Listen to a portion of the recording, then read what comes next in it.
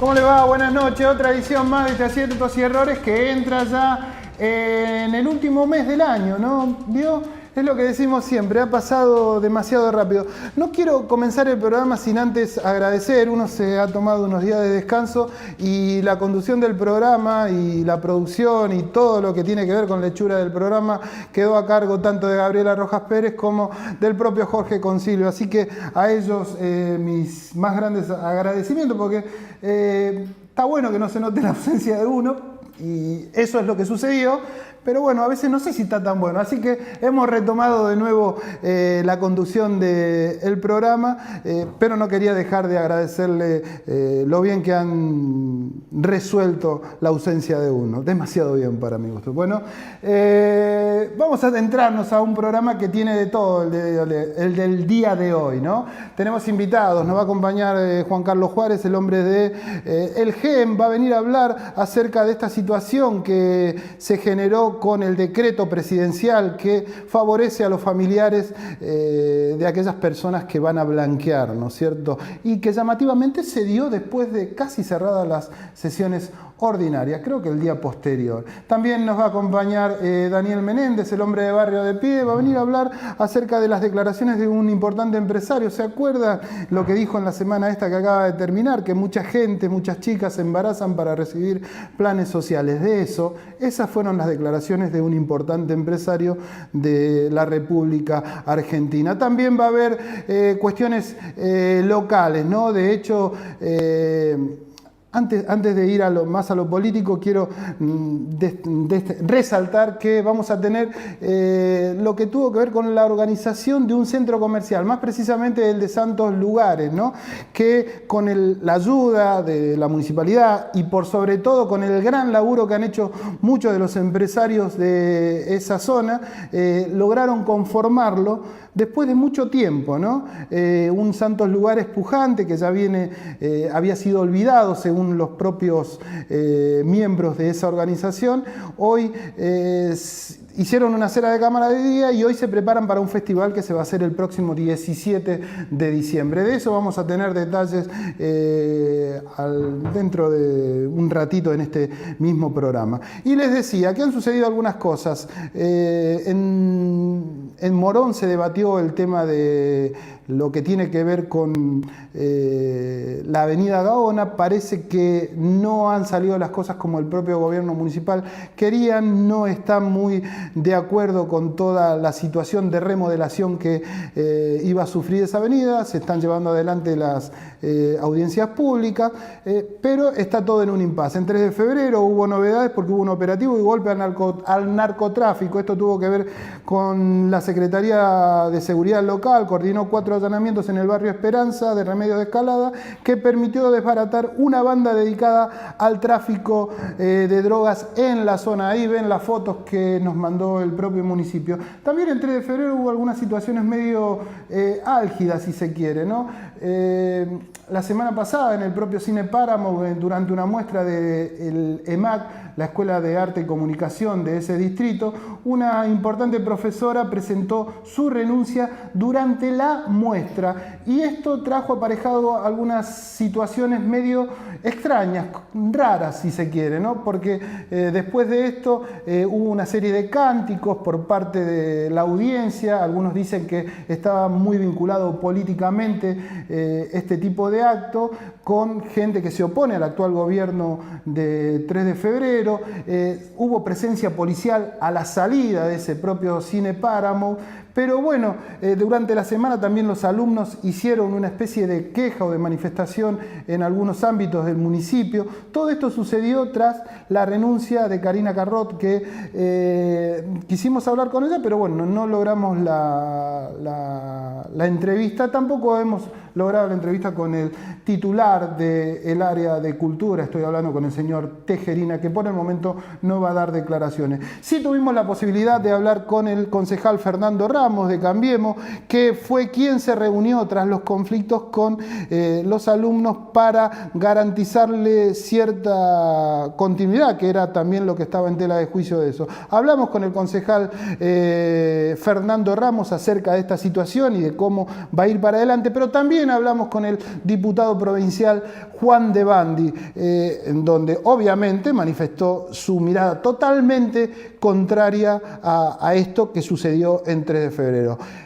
Lo dicho, vemos a Juan de Bandi, después vemos al propio Fernando Ramos, nos metemos de lleno con la entrevista de Juan Carlos Juárez, el propio Daniel Menéndez y la gente de Santos Lugares. Así damos comienzo a este Aciertos y Errores del día de hoy. Bandi, ¿qué novedades tenés acerca de la situación que se generó en la Escuela de Arte de 3 de febrero? En primer lugar, mucha preocupación por lo que pasó efectivamente el día de ese evento en el Paramount, porque lo que manifiestan los vecinos con notas y todo es que la policía abordó la salida de una muestra de danza de una manera un poco desproporcionada, lo que generó mucha preocupación, lo que generó sorpresa entre los asistentes, las familias de los chicos que bailaban, e inclusive en el marco de lo que se vio en ese lugar. Eso preocupación porque la verdad es que conocemos la situación, sabemos que la directora del EMAC en danza se expresó con mucha preocupación por la situación, pero nos parece que no amerita de ninguna manera que haya una visita tan acalorada de la policía para ver si había disturbios. La verdad que es desproporcionado. Karina Garrote es una persona que venía trabajando hace mucho tiempo en ese lugar. Hizo una renuncia pública directamente ahí, ¿no? Karina Garrote es una referente muy importante, no solo del distrito, sino en términos generales de la danza. Es una profesora profesional de muchos años y tiene a cargo esa responsabilidad con un currículum académico impecable. Tiene mucho afecto de quienes estudian porque hay generaciones que la conocen. Empezó hace muchos años en 3 de febrero, es una vecina de este distrito y tengo entendido que lo que manifestó es la preocupación de cómo se viene desarrollando en este último año la EMAC en general, en lo que respecta al área que ella desarrolla, la situación que tiene que ver con la infraestructura del lugar, las posibilidades, los recursos que se tienen para que se pueda desarrollar la enseñanza, inclusive la cuestión vinculada con lo salarial, y también en el último tiempo la gran preocupación de Karina, que me parece que es más que respetable y que debe ser atendible y tiene que ser escuchada por las autoridades de la municipalidad, que es de quien depende la EMAC, que tiene que ver con el trato hacia los estudiantes. La manifestación concreta es que hay un trato o un maltrato o un destrato de parte de las autoridades de cultura y del espacio respecto a los estudiantes, y eso realmente nos preocupa.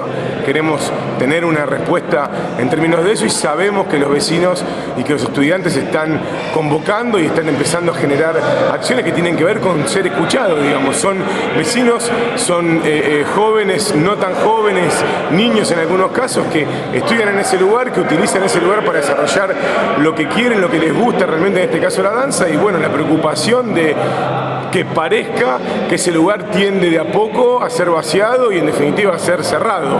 Algunos manifestaron por algunos lados que sería una movida política también. ¿Está de acuerdo con esto?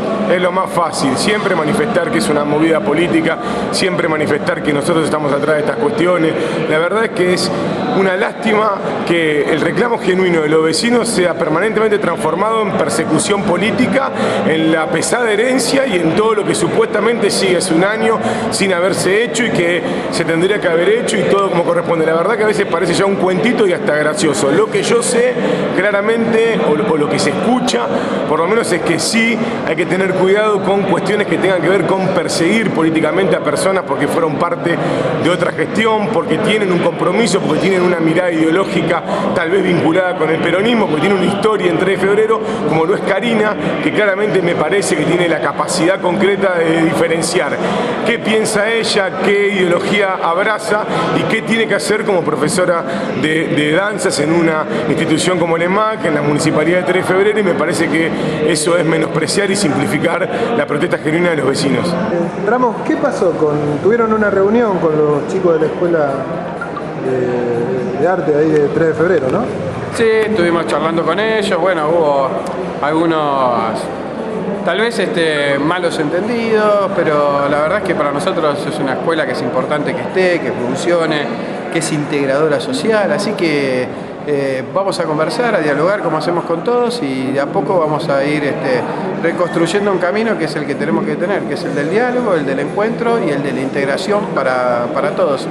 Fue una reunión productiva. ¿Qué pasó? ¿Se puede resumir así Creo que tiene que ver con esto, porque por ahí a veces Radio Pasillo lleva a que uno crea que está pasando una cosa que no va a pasar y por ahí alguien entendió que la escuela no iba a seguir y eso generó una revolución en los chicos, viste, a veces son medio impulsivos, pero bueno, hoy le explicamos, le contamos que para nosotros la escuela es importante que siga, por esto te digo, porque no solo cumple una función educativa, sino que también cumple una función social, así que creo que por eso te digo, hoy tuvimos una reunión muy fructífera y quedamos que vamos a tener un par de reuniones a lo largo de este año y probablemente constituyamos de alguna manera una comisión de padres que vayan siguiendo el funcionamiento de la escuela para ir trabajando y evitar que este tipo de cosas sucedan. ¿La renuncia de Karina Carrot es indeclinable?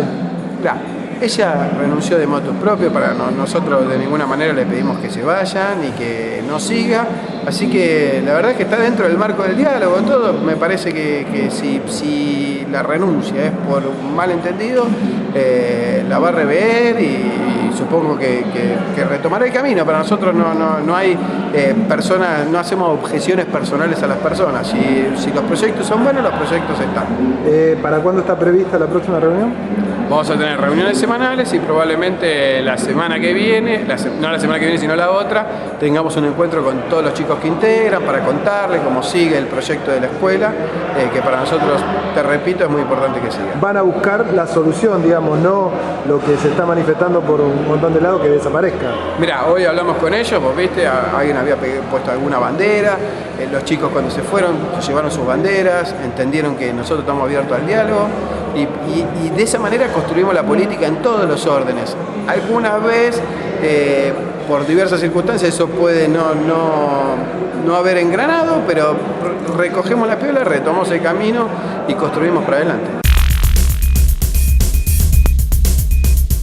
Bueno, veíamos ahí parte de lo que sucedía el 3 de febrero con un hecho que llama mucho la atención, una persona que renuncia en medio de un espectáculo, los distintos actores que manifiestan que quienes están a favor, quienes están en contra, la no palabra por el momento del propio titular del área, estoy hablando de Tejerina, con quien quisimos hablar, pero nos dijeron que por el momento no va a dar opinión en función de lo que sucedió. Y bueno, y la posibilidad también cierta, como lo expresaba el propio concejal, de que la persona que había renunciado vuelva a su cargo. Esto va a seguir en el transcurso de la semana, pero no se sabe bien. Es llamativo lo que sucedió, es llamativo, a uno lo sorprende bastante. Me acompaña en este bloque Juan Carlos Juárez, el hombre del GEN, que en un portal de su propiedad manifestaba que la inclusión de familiares de funcionarios públicos en el blanqueo de capitales es lamentable e inconstitucional. Es un decreto que el gobierno nacional, durante el transcurso de esta semana que acaba de terminar, sacó adelante y sí, sorprendió demasiado. Buenas noches, Juárez, gracias por venir.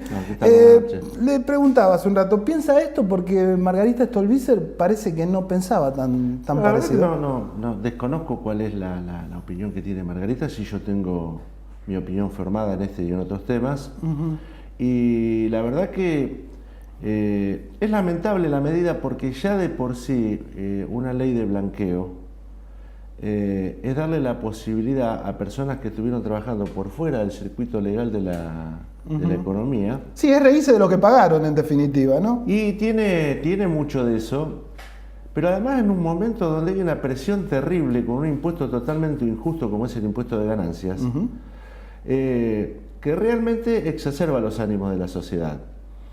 Y además, sumar ahora a los familiares de los funcionarios a esta posibilidad, después que la ley que sancionó el Congreso de la Nación, después de un arduo debate, de muchísimas negociaciones, una de las cuestiones realmente loables y plausibles que tuvo esa ley era no incluir a los familiares de los funcionarios. ¿Por qué? Porque es sabido, y en la historia reciente, que muchos familiares de funcionarios terminan siendo testaferros, terminan apareciendo en operaciones inmobiliarias, en operaciones financieras o económicas, que estuvieron al margen de la ley y que involucran al propio funcionario. Hoy, con este decreto, que reafirmo que es inconstitucional, ¿por qué? Porque avasalló lo dispuesto por una ley. Entonces, y además es una medida fiscal. Y si hay algo que está vedado precisamente para un gobierno, es a través de un decreto hacer modificaciones en el plano fiscal. Entonces, quiero señalar que esta medida que tomó Macri, por ejemplo, puede favorecer a Franco Macri, puede favorecer a Ricardo Jaime y su familia, puede favorecer a José López, el que revoleaba los bolsos con los millones de dólares en el convento, y sigue la lista. No, seguro, por eso yo veía como cierto guiño a algunos sectores del kirchnerismo, digamos, que han sido tan vapuleados por el mismo gobierno. Digo, esto llama la atención y también confunde a la gente, en definitiva. Lo primero que te pregunta el ciudadano a pie es con quién arregló esto, con quién lo acordó, qué pacto hay que todos desconocemos. Porque no creo que esa medida vaya a duplicar o a triplicar el blanqueo que hubo hasta el día de la fecha. A ver, ahora hay una facilidad y una rapidez asombrosa para favorecer a los que estuvieron operando económicamente al margen de la ley. Claro. Y hay una firmeza y una dureza con respecto a miles de trabajadores que tienen que pagar ganancias de manera injusta, que no hacen horas extra a los trabajadores porque si no terminan cobrando menos que si cobraran el sueldo habitual. Claro. Muchos trabajadores en la Argentina hoy no quieren acceder a mejorar su categoría laboral en cada uno de sus ámbitos porque eso significaría cobrar menos dinero. Claro, cobran menos. Y además porque la ganancia sobre el salario no guarda la relación del precepto constitucional que tiene que ver con la proporcionalidad, la racionalidad y la equidad de un tributo fiscal. Y quiero señalar también, porque me parece que hay que hacer algún poquito de historia en esto. Cuando se creó este tributo, que lo creó Perón en la década del 40, fines de los 40, lo hizo en función de los altísimos sueldos directivos. Claro, que había en ese momento. Exactamente. Cuando Machinea hace esta tablita en el año 2000, solo alcanzaba a 160.000 trabajadores. Como esa tablita jamás se actualizó, quedó congelada durante todo el kirchnerismo, eso llevó durante el gobierno final de Cristina Kirchner a que casi 1.800.000 trabajadores lo estuvieran pagando. Hoy, con las medidas tomadas este año por el gobierno de Macri y las medidas que piensa tomar, lo van a pagar más de 2.700.000 trabajadores.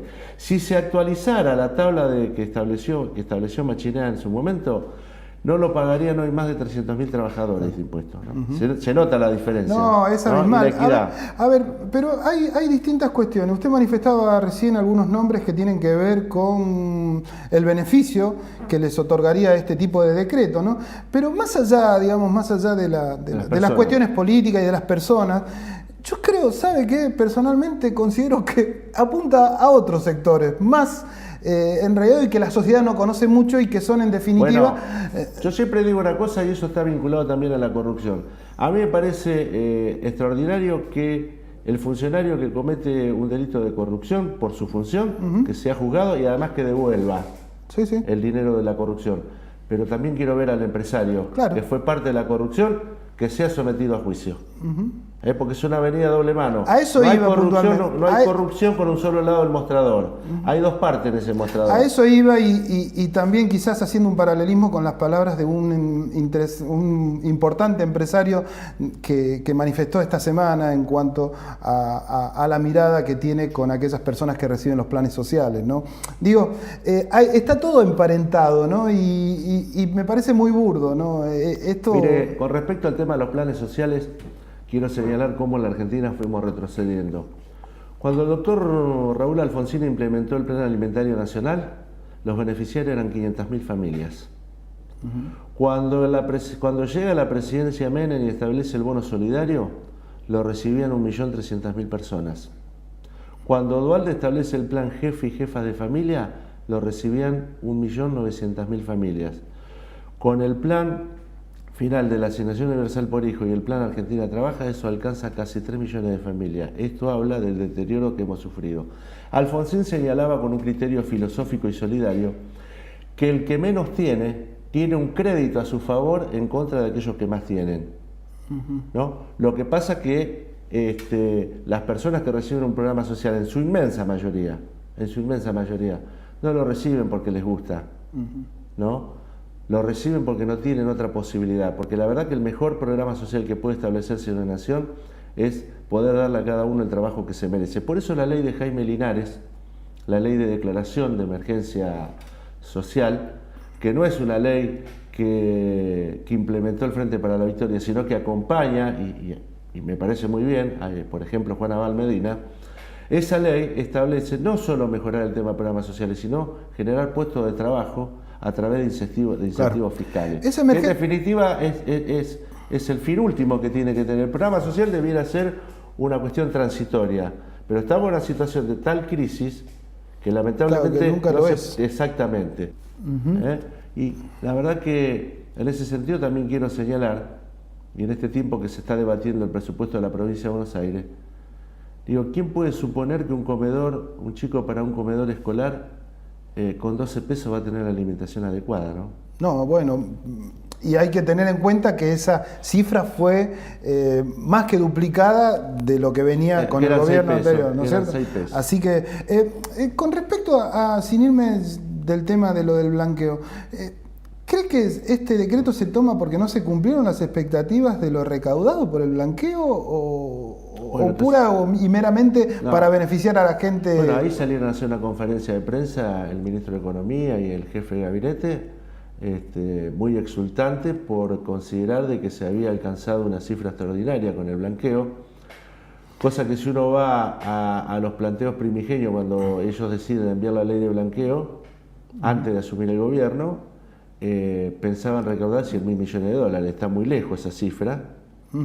Y por otro lado, también señalar que es curioso porque el decreto, quiero ver la fecha, pero el decreto no sé si se estableció a partir de que terminaron las sesiones ordinarias. Ordinaria, claro, para que no se... Entonces, digo, son cuestiones que por lo menos generan grandes interrogantes. Bueno, pero usted es desconfiado que es nomás, sí, así sí. que no le hace bien eso a la política. Escúcheme una cosita. Con respecto la política le tiene que hacer bien a la gente. Claro, tal cual. La ley de emergencia social, esta de Linares, ¿cree que, fue aceptada por todos los bloques y demás? ¿Cree que va a vislumbrar un 2017 mucho mejor que el 2016 que se está yendo? Mire, cuando se inició este gobierno, un periodista me hacía una nota y me preguntaba qué esperaba para el 2016. Le dije, si en el 2016 el crecimiento es cero, yo festejo. ¿Por qué? Porque veníamos de una situación muy compleja. Si en el 2017 la Argentina crece al 2% anual, va a ser un gran avance y esperemos que así sea. Y lo digo realmente porque uno lo que busca es que a los argentinos les vaya bien y que el gobierno ejecute las políticas correctamente, porque en definitiva, yo no le voy a achacar al gobierno el 32% de la pobreza, pero la sociedad lo eligió para resolver ese problema. Y hoy, por las medidas que ha tomado, no ha podido todavía encauzar de qué manera resolver ese problema. Entonces, la expectativa que tengo es una expectativa positiva y realmente esperamos que esto sea así. Ahora, el gobierno tiene que no solo dialogar, sino que además tiene que escuchar. Y escuchar implica un ejercicio de razonamiento y de agilización de la mente, porque escuchar no es lo mismo que oír. Oír es una función dentro de lo fonético, tal cual. Pero la escucha implica razonar sobre lo que te dicen y pensar que quien te habla no lo hace para atacarte, sino lo hace para aportarte ideas y propuestas para resolver el problema que sufren millones de argentinos. Entonces ese es el gran desafío de este gobierno, no solo oír, sino escuchar. Juárez, en lo político, ¿cómo está el GEN? ¿Ahí ya está acordado el acuerdo con, valga la redundancia, con el masismo? Yo creo que hemos avanzado mucho en la actividad legislativa provincial y nacional, en posturas públicas, en otras no hemos coincidido, pero creo que vamos en un buen camino. Yo tengo siempre tengo una apreciación positiva de generar actividades junto con el Frente Renovador. Tal vez tenga que ver porque en ese espacio principalmente tengo un conocimiento de muchísimos años con Sergio Massa y también con muchos dirigentes, como el caso acá regional, por ejemplo, de Rubén Slayman o de Malena Galmarini, o de Sebastián, o del mismo Sargini, y yo siempre vi con mucha expectativa esa posibilidad. Pero la mejor expectativa la tengo, si en el futuro se concreta un acuerdo, en que el GEM pueda vehiculizar muchas de las ideas y propuestas que tenemos para que dejen de ser una cuestión testimonial y pasen a ser una cuestión fáctica. Y me parece que ese es el gran desafío. En la Argentina nadie va a pensar que porque Margarita llegue a un acuerdo político electoral con Sergio Massa, con el Frente Renovador, o el GEM llegue a un acuerdo, nosotros vamos a dejar de lado lo que pensamos, ni vamos a dejar de ver las cuestiones que tienen que ver con la transparencia en función del desarrollo, no en función de la transparencia por la transparencia misma. Así que tenemos esa tranquilidad y esa serenidad. Esperemos que si sea en un marco de propuesta para resolver los problemas de la provincia de Buenos Aires y de la Argentina, bienvenido sea. Haciendo una especie de paralelismo y también, ¿por qué no, futurismo, digamos, uno lo que nota, que la presencia de ustedes dentro del Frente Renovador es, a grandes rasgos, es como la presencia de Carrió dentro del gobierno actual, digamos, que si bien toma una postura crítica, una postura de rebeldía hacia algunas posiciones que tiene el gobierno sigue para adelante. ¿No temen que le pase eso con el masismo? No, en primer lugar porque nosotros no basamos la política en la denuncia solamente. Digamos, nosotros tenemos propuestas y de hecho se llevan adelante, que yo, por ejemplo, en el tema de ganancias, Margarita hace muchos años que tiene un proyecto con respecto al tema de ganancias. Tenemos una visión sobre la economía y sobre lo social, y además nosotros queremos ser parte de la discusión, ¿no? de la discusión de cómo resolver los problemas de la Argentina, no de denunciar a los propios funcionarios. Que en tal caso tiene que, si existiera esa posibilidad, bueno, se hará público lo que nosotros pensemos, pero nosotros queremos trabajar en una cultura de política de transformación, no solamente de convertirse en fiscales de la nación. La política es mucho más que eso. Y tenemos, digamos, está claro que nosotros tenemos una visión de construcción, una visión de valorización de los partidos políticos, una valorización del diálogo, de un diálogo sin frontera. Eso no implica que uno pueda coincidir, porque dialogar no significa coincidir con el otro, sino que cuando uno dialoga, lo que busca con el otro es buscar cómo resolver un problema, no cómo derrotarlo. ¿No? Entonces esa también es una característica que tiene nuestro partido, que tiene Margarita Stolbizer. Entonces no tenemos temor de eso, porque además voy a señalar un tema. Nosotros no coincidimos con la visión que tiene el Frente Renovador, por ejemplo, con respecto a la ley de derribo. Claro.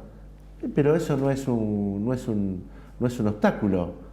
En tal caso es parte de la discusión y es parte de enriquecer los distintos orígenes, las distintas visiones, para ver cómo finalmente hacemos que esta Argentina no siga dividida, sino que se una. Sí, el masismo se muestra por estos días como algo que, un gran colectivo con distintas expresiones, digamos, ¿no? Habrá que ver qué sucede con eso. Yo tuve la posibilidad de trabajar con Sergio Massa en el ámbito del ANSES, porque es mi especialidad, y la verdad que trabajé con absoluta libertad, con un gran apoyo y un gran respaldo. Y curiosamente, cuando llegué aquí en mayo del 2003, yo renuncié en junio del 2003, me terminé yendo de ANSES porque había hecho un trabajo en Santa Cruz y vislumbraba lo que podía ser el kirchnerismo. Bueno, entonces, al menos en eso tienen coincidencia. ¿Cómo va a ser? Vienen de una interna dentro del GEN, digamos, que ha tenido, bueno, unanimidad, digamos, ¿no? O sea, no... de la renovación de nuestras autoridades. Exacto, la renovación. Sí, la verdad que muy bien. Jaime Linares está asumiendo el día 16 como presidente del partido a nivel nacional. Asumiremos con Margarita en marzo del año que viene la conducción del Congreso del partido. Hasta ahora estamos con Margarita, conducción del partido. Lo que pasa es que como nuestro partido se permite una sola reelección para todos los cargos, ya tuvimos 2 periodos, viene otra gente. En el ámbito de la provincia de Buenos Aires va a asumir la presidencia, reemplazando a Omar Duclos, Ricardo Vázquez, que fue senador, fue diputado nacional, y será secretario general del partido de la provincia, Horacio Alcuaz, un vecino acá de Vicente López. Y bueno, y en los distintos distritos hemos tenido la renovación de autoridades. ¿Cómo queda la situación de algunos? Porque tienen en distintos distritos como... Conflictos. No sé si conflictos, pero sí distintas posturas de concejales, de los concejales, digamos. En algunos están cerca del oficialismo, en otros no tanto. Yo creo que, a ver, lo que no se entiende en la Argentina después de tantos años de crispación es que uno pueda tener una visión colaborativa, cooperativa con un gobierno, más si un gobierno que recién llega. Y eso no está mal, está bien, lo que no hay que perder es la identidad, la visibilidad y lo que uno representa. En el caso de 3 de febrero, por ejemplo, está Federico Ferreira. Acá había, y quedó demostrado, la necesidad de hacer un cambio de color político y generacional. Porque justo reconocer que Curto estuvo muchísimos años representando al peronismo. Bueno, cumplió una etapa, con acierto y con errores. Vino esa etapa, Federico participa de eso. Ahora nunca dejó de tener su visión desde el GEN y va a colaborar. En General Rodríguez, por ejemplo, el director del área de registro y licencia de conducir es un afiliado del GEN. Pero el intendente, lo hemos hablado, sabe perfectamente que cuando llegue el momento de la elección, esta persona se va a retirar del gobierno. Ahora, ¿cómo se va a retirar? Se va a retirar por la puerta grande, porque es el mejor funcionario que tiene. Ha logrado revertir. Antes tardaban meses para entregar una licencia de conducir, ahora la entregan en una semana. Se terminó la corrupción que había con el otorgamiento de la licencia de conducir, con todos los vericuetos. Estableció un funcionamiento, remodeló todo el sector. Y la verdad que está bien. Y en otros distritos, en Chacabuco, el secretario de Relaciones Institucionales era un concejal nuestro que pidió licencia para colaborar con el gobierno de Cambiemos que recién llegaba. Claro. Ahora cuando llegue el momento de la elección se va a retirar. Margarita ha hablado con el presidente de la Nación, habla con María Eugenia Vidal en forma permanente. Son vecinas. Son vecinas, exactamente. Ocupo un lugar en la provincia en representación de la oposición en el ámbito del Instituto de Previsión Social. Trato de ayudar y darle aportes a Cristian Gribaudo y a la gestión. Ahora, eso no implicó que cuando se generó una duda de que pretendían trasladar el IPS a nivel nacional o pretendían modificar el sistema jubilatorio, salí públicamente y dije con esta posición nos oponemos a esa posibilidad porque además hay que reformar la Constitución de la provincia y nos oponemos a reformar el sistema jubilatorio de los docentes de la provincia de Buenos Aires. Me dan un espacio, me consideran, me escuchan, pero eso... Nada, llega hasta ahí. No, está bien, me parece que esa es un poco la mirada que toda la sociedad pretende de la política, en definitiva, ¿no? Lo que pasa es que a veces llama la atención que muchos funcionarios con cargos o inclusive algunos que son gestores de las políticas no lo entiendan, no lo vean así y crean más en esa obsecuencia que tanto criticaban de antemano. Claro, ¿no? Pero eso es parte del atraso que tenemos en la Argentina. Ese es parte del atraso. A mí me parece que,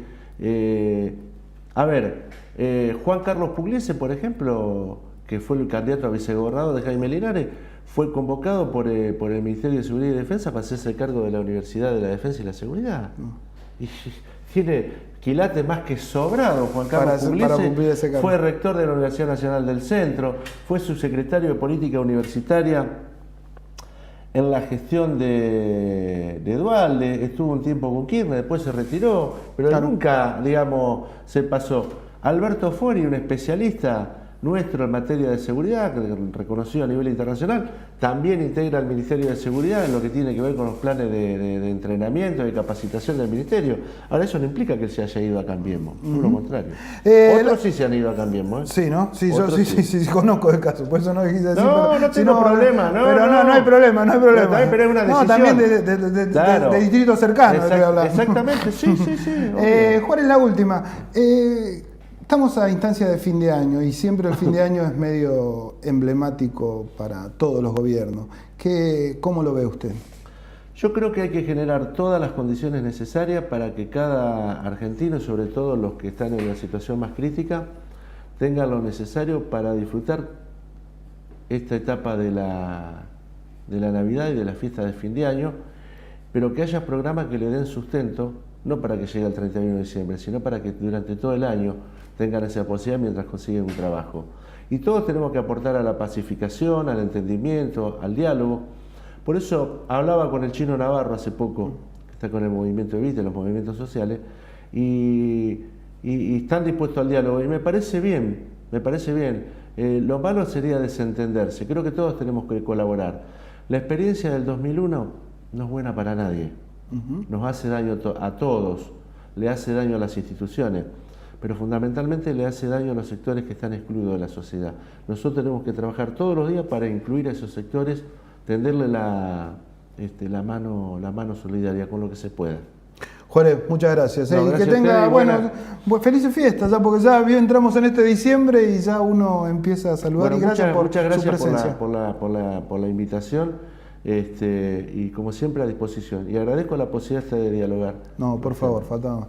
Nosotros vamos a una pausa y después de la pausa nos acompaña Daniel Menéndez, el hombre de Barrio de Pie, de Libres del Sur. Tuvieron un congreso hace poco y va a hablar de la situación social, sin duda.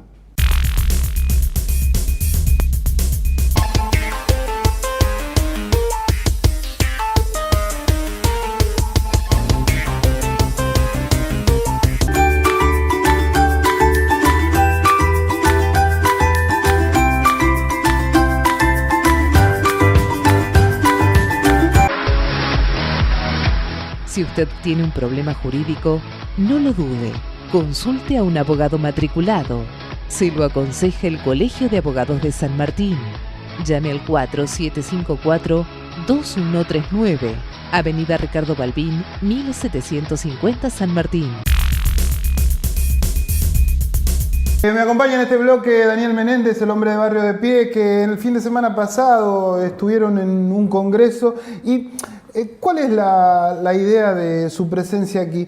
Hubo algunas declaraciones durante el transcurso de esta semana que creo que involucraron a los sectores sociales, ¿no? Por parte de algunos empresarios. Creo que no cayeron muy bien. Antes que nada, buenas noches, gracias por venir. ¿Qué te parecieron esas declaraciones en cuanto a de algún importante empresario de que, bueno, que la ayuda social, no sé si es perjudicial, pero lo que manifestaba era que la gente se embarazaba, las chicas se embarazaban para recibir esa ayuda social, ¿no? Sí, habla de una clase dirigente que tenemos que es responsable de la situación del país, ¿no? Hay un entrelazamiento entre políticos, empresarios,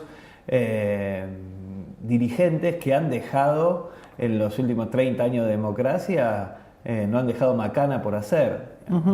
Ha crecido la pobreza, han destruido el empleo, es una clase empresaria parasitaria que no invierte, que no genera empleo y que tiene esa mirada en muchos casos, ¿no? Es una mirada que en algún sentido está en el sentido común de la sociedad en muchos casos, por supuesto que expresada de manera desagradable, asquerosa,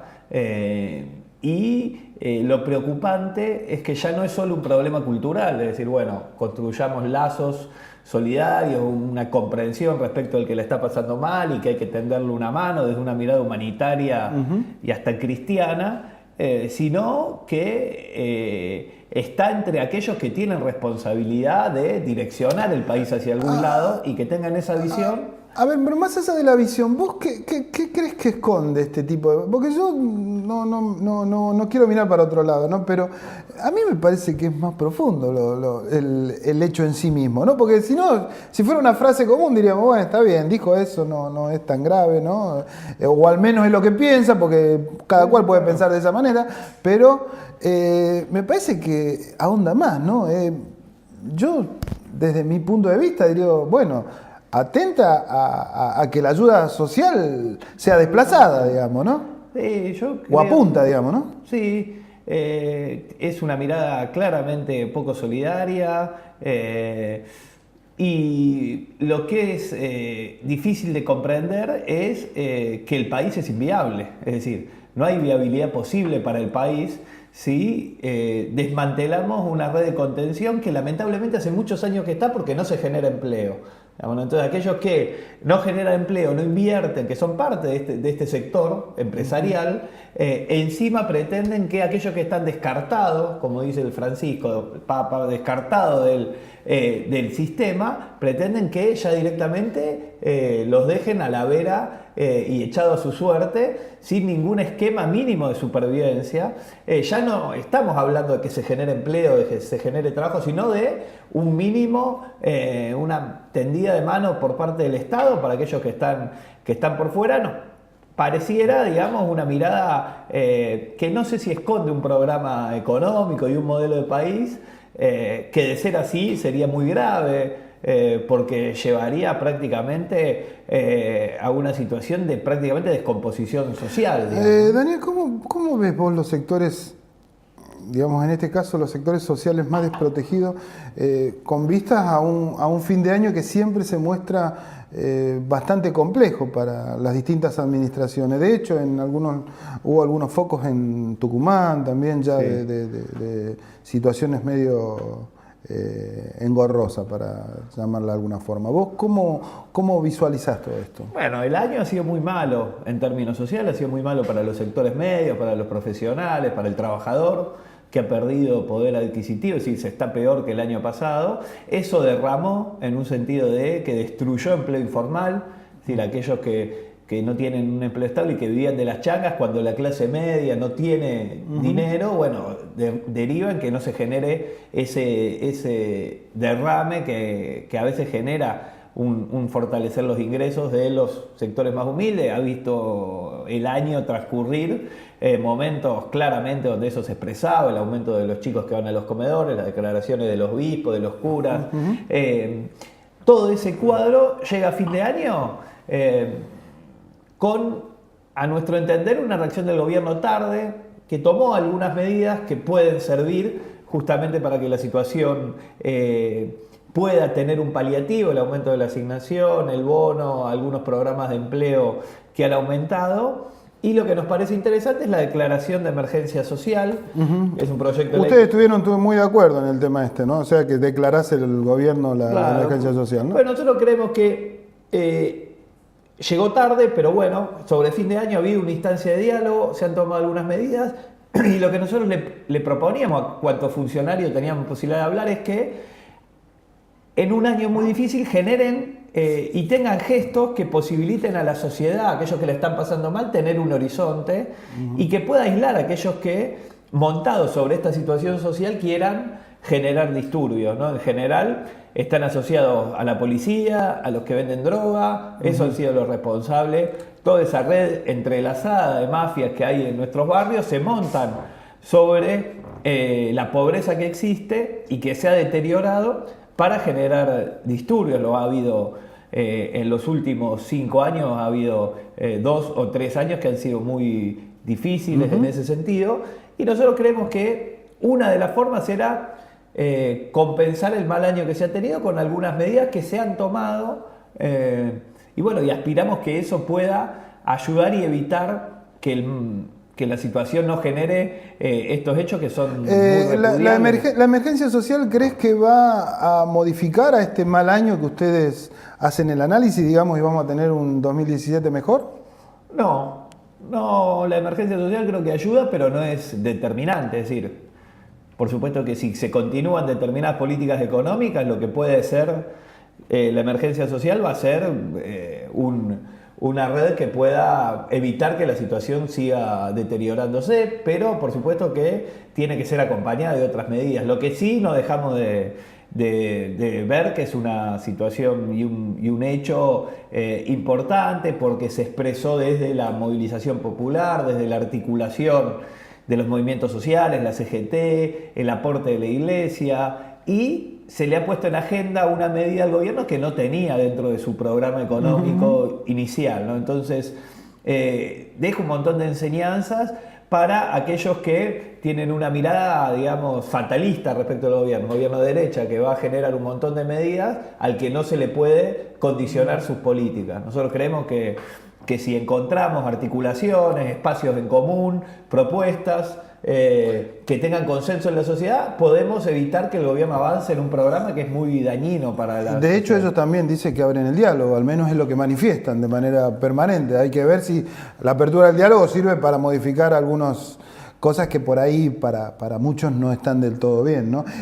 Isaac Rudney es el hombre encargado del ISEPSI, es un hombre que, ese organismo que está enrolado y trabaja con ustedes, viene trabajando desde hace años con las estadísticas y medición de pobreza, inflación y todo lo demás.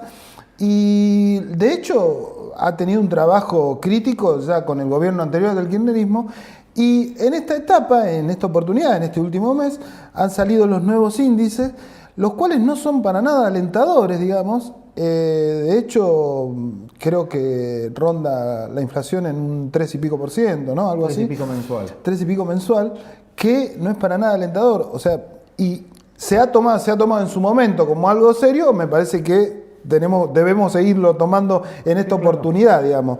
Esos índices marcan una tendencia, ¿no? Sí, sobre todo porque son índices, es decir, nosotros lo que hacemos a través del instituto es medir los incrementos de los alimentos de la canasta básica en los barrios donde vivimos, digamos, en los barrios más humildes. Allí notamos en el último mes un aumento del 3%, estamos hablando de yerba, fideo, sí, lo que consume la canasta, los 50 productos no principales. estamos hablando de caviar, digamos. Claro, no, y no estamos hablando de la inflación más integral, sino la canasta básica. El aumento de alimentos se da en un marco donde cae el consumo. Claro. No es que hay un aumento del consumo, por tanto puede haber un aumento de precio porque la gente compra. Entonces, sino que aún yendo menos gente cae a el comprar, consumo y suben los precios, alimentos. claro. Eso es un dato que habla de una especulación, que habla de una situación que justamente parte de todos estos empresarios que son los mismos que seguramente comparten las declaraciones de aquel que señala que la gente y las chiquitas se embarazan para cobrar la asignación, son los mismos que no tienen ningún problema en aumentar todo para tener ganancias enormes. Son los mismos empresarios que siempre están muy bien en los distintos gobiernos, eso es llamativo, ¿no? Absolutamente, y también se da en un marco donde va a haber un poquitito más de plata sobre fin de año, a partir de algunos aumentos, el bono de fin de año, de aumento del programa de empleo, y nosotros nos preocupa que eso sea absolutamente absorbido por parte de los empresarios vía aumento de precios. Claro. Es decir, que uno pueda tener, que es lo que pasaba mucho en el kirchnerismo, aumentaba la asignación, al otro mes aumentaban todos los alimentos, que es donde la gente va a comprar, donde va a gastar el grueso de esos ingresos, ¿no? Entonces, es un costado que habla también de un escenario muy complejo por esta clase de empresarios y de dirigentes que tenemos. Daniel, la última, tuvieron el Congreso hace una semana, y ¿cuál es el rumbo político que va a tomar tanto Barrio de Pie como Libres del Sur en función de las elecciones del año que viene, indudablemente, ¿no? Nosotros tenemos una aspiración que ronda alrededor de poder encontrar un agrupamiento, así como en lo social hemos logrado un agrupamiento que pudo condicionar determinadas políticas económicas y poder tener como norte la emergencia social aquí a la vuelta de la esquina. Vamos a aspirar a agrupar un frente político que pueda evitar que este proyecto liderado por Macri, cabezado por Vidal en la provincia, pueda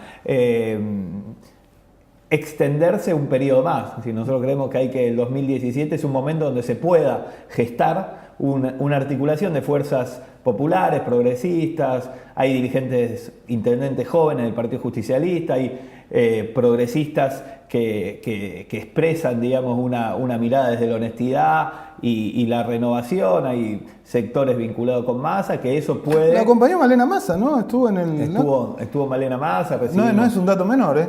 No, por supuesto, nosotros vemos con interés eso que pueda gestar, que, como decía, vislumbrar una posibilidad de que todo este mal año y esa situación no nos lleve ni a un pasado que ha cometido determinados errores que explican la situación actual, ni tampoco una continuidad de lo que hay que tratar de agrupar para construir algo nuevo. Daniel, te agradezco mucho tu presencia aquí. Gracias a vos. Nosotros vamos a una pausa y ya nos metemos en el último tramito de aciertos y errores del día de hoy.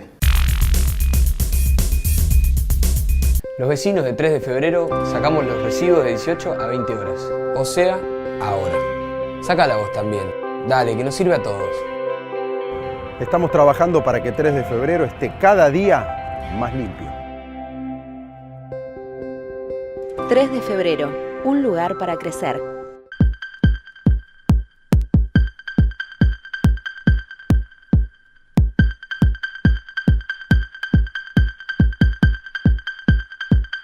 El municipio de San Martín lanza el plan de facilidades de pago Cuentas al Día, con importantes descuentos en los intereses de tu deuda de la tasa municipal. Para más información, ingresá a sanmartin.gov.ar o comunicate al 0800 444 1123. Estar al día nos beneficia a todos. Municipalidad de San Martín.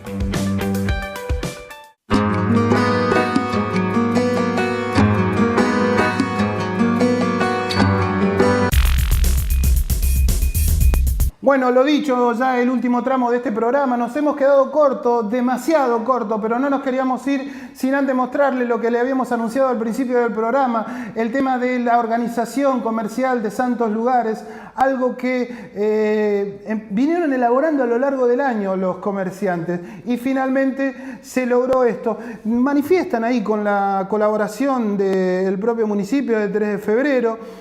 También en lo personal tengo que decir que obviamente uno de los integrantes tiene que ver con un fuerte vínculo, allí lo van a ver también, y queríamos mostrarle y dejarle para el final qué es una organización comercial, algo que desde el propio municipio se está impulsando en los distintos centros comerciales de 3 de febrero, ¿no? Este creo que es el primero conformado, creo que el de Casero también lo está, pero hay muchas más localidades en 3 de febrero. Así que vemos a los comerciantes de Santos Lugares, escuchen lo que decían, cómo llegaron a esto y qué es lo que están invitando a los vecinos de esa localidad para el próximo 17 con sorteos y demás cosas en un festival que va a ser las veces de cierre de año. Tras eso nosotros nos vamos y nos encontramos la semana que viene. Han sido muy amables. Vean la gente de Santos Lugares.